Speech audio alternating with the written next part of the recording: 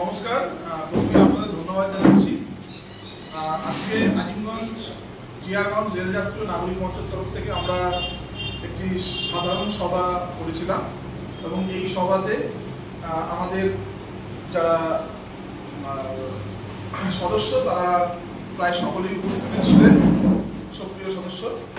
তো আমরা আজকে একটা কমিটি তৈরি করলাম এবং এই কমিটি সর্বসম্মতভাবে শ্রী সুভাষ পান্ডেকে সভাপতি হিসাবে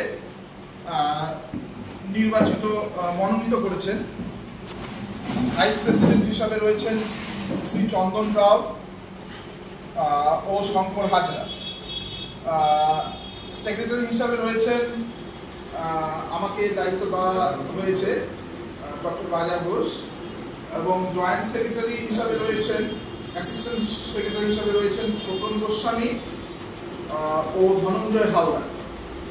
চিফ অ্যাডভাইজার হিসাবে থাকছেন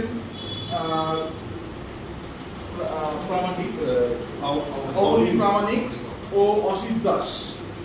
ট্রেজারার হিসাবে থাকছেন শ্রী রঞ্জন সাহা ও রাজু দাস। মিডিয়া সেলের দায়িত্বে থাকছেন প্রদীপ চ্যাটার্জি ও শারিউল ইসলাম। লিগ্যাল অ্যাডভাইজার, যদিও এটা প্রস্তাবিত, ওনাদের কনসেন্ট নিতে হবে, সুতরাং প্রস্তাবিত হিসাবে প্রপোজ হিসাবে থাকছে বিপুল কুমার মণ্ডল, পীযূষ কুমার তরফদার এবং মৃণাল কান্তি সরকার। সোশ্যাল মিডিয়া কোঅর্ডিনেটর হিসাবে থাকছেন রাকিব শেখ। তো এই কমিটিটা তৈরি হলো। ভবিষ্যতে আমরা রেজিস্ট্রেশন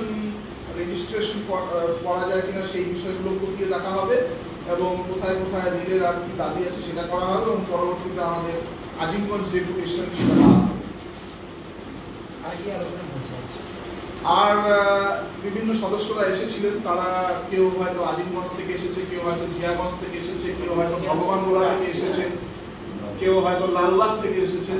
সকলের বিভিন্ন দাবি দাওয়াগুলো তুলে ধরেছেন যে কোথায় কি সমস্যা আছে, কোথায় কি খামতি আছে।